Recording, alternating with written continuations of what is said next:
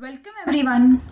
In this video, we will begin with the first chapter in Standard 6th Maths, that is Basic Concepts in Geometry. Geometry is important to learn because it creates a foundation for more advanced mathematical learnings. So let's begin. So the topics which we will cover under this video are points, line segment and lines, rays, concurrent line and point of concurrence, collinear point and non-collinear point, plane, parallel line and intersecting line. So we will go through these topics one by one. So let's begin. So the first topic is points. A point is shown by a tiny dot, just like this. The dots in a rangoli are the symbols of points. See this picture, we can see here there are many dots placed, and when we join those dots or the points, we can form a beautiful design. We can use a pen or a sharp pencil to make the dots. A point can be given a name. Capital letters of the alphabets are used to name a point. We can see this plane and there are few points and alphabets placed inside this plane. So we can read it as point A, point P and point X. The next topic is lines, segments and lines. On the right hand side we can see a pink box. Yes. So when we join 2 points, that is point M to point N, we can make a straight line, and we can also measure that line. So that measuring is nothing but length of that line. Okay. So this is the line segment. Line segment has 2 points showing its limits, known as end points. Now here in this figure, point M and point N are the end points of this line segments, which means that this line cannot be extended further. So we can write the name of this line segment as seg MN in short. On the other hand, if you see this line, it has arrows on both the sides, which indicates that this line is infinite or never ending. It can be extended from both the sides. Now how do we name this line? We can either name it as line L, or if 2 dots or points are placed on this line, we can name it as line AB. Okay. The next topic, rays. Look at these pictures. What do you see? Rays starting from the sun go forward in all directions. Light rays from the torch also start from point and go forward continuously in one direction.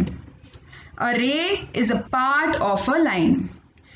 It starts at one point and goes forward continuously in the same direction, just as the examples we saw just now. See, this is a ray. It is drawn like this. On one end, we have a dot or a point, and on the other end of the line, we have an arrow, which means that it can be extended further from only one side. It starts at one point and goes continuously in same direction. Yes. So this figure states that the starting point of a ray is called its origin. So here point A is the origin of this ray. An arrowhead is drawn to show that the ray is infinite in the direction of B. The figure can be read as ray AB and not as ray BA. whenever we have to write the name of the ray or whenever we have to read the name of the ray, we are supposed to read from the side of the point. So here the origin, the point is A. So that is why we will read it as ray AB and not as ray BA. Concurrent lines and point of concurrence. This is our next topic.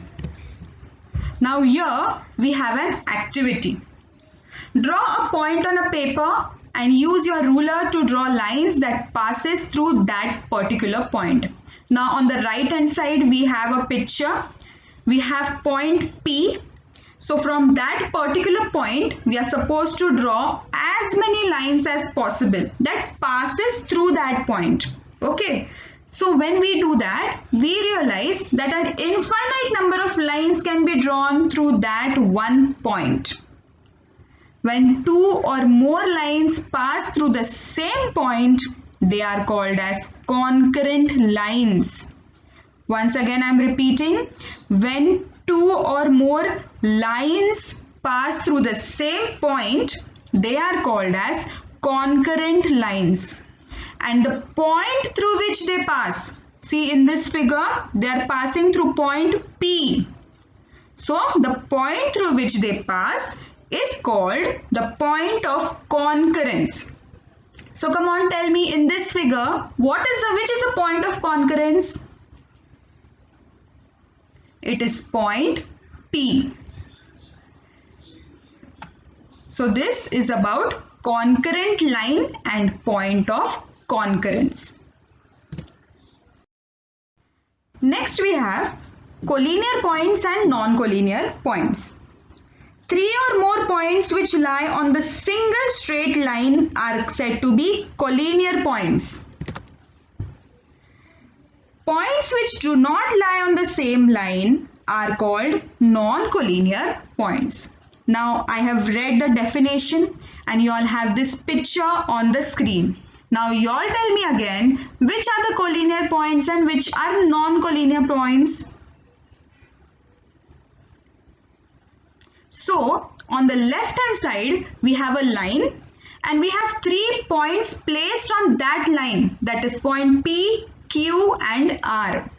Points which are placed, or rather 3 or more points which are placed on the same line are known as collinear points. So the left hand side are the collinear points, whereas on the right hand side we do not have any line, one particular line on which these points are placed. So X, Y and Z are non-collinear points. I hope you all are clear with collinear points and non-collinear points. The next topic is plane. Look at the pictures. What kind of surface do you see? The surface in the second picture is flat. Each flat surface is a part of an infinite surface. Infinite means never-ending surface. So in mathematics, a flat surface is called a plane. Here we have this figure. The name of the plane in the picture is H. Even though we draw a suitably small figure of the plane, it actually extends infinitely on all sides. See students, we can see arrows are drawn on the plane. It is just to show you all that the plane can extend from all the directions. But actually when we draw a plane, we do not mention or specify these arrows. These arrows are just for your understandings. Okay, just to show you all that this plane is actually never ending or infinite. It extends from all the sides. Parallel lines. Lines which lie in the same plane but do not intersect are called parallel lines. Intersect means cross each other. So parallel lines do not cross each other. Okay, once again I am reading the definition. Lines which lie in the same plane but do not intersect. do not cross each other are called as parallel lines. Now there are many examples of parallel lines in our everyday life. Let's see few of them. The book which we use, the notebook, this is a page of that notebook. The blue lines which you all can see, those lines do not intersect each other. Hence, these blue lines are parallel to each other. Second example, these cable wires which you all see, yes, they also do not intersect each other. Hence, they are also parallel to each other. The third example is railway track. Yes, you all can see that they also do not intersect each other. Hence, this is also an example of parallel lines. Apart from these three examples, there are many more such examples of parallel lines. I want you all to write down at least 5 such examples in your notebook. The next topic, perpendicular lines. The lines that intersect at a right angle are called as perpendicular lines. Now in parallel lines we saw that they do not cross each other, whereas in perpendicular they cross each other but at a right angle. So those lines that intersect or those lines that cross each other at a right angle are called as perpendicular lines. See, these are the few examples of perpendicular lines. Okay, students? I hope all the topics are very clear to all of you all. The first one which we learned about was points. Then we learned about line, segment and lines, rays, concurrent and point of concurrence, collinear and non-collinear points. Then we learned about plane, parallel and perpendicular lines. Now as I told you all to write down few examples of parallel lines, I also want you all to write down few examples, at least 5 examples of perpendicular lines also. So this is your homework. That's it for this video, students. I hope you all understood whatever I tried to explain.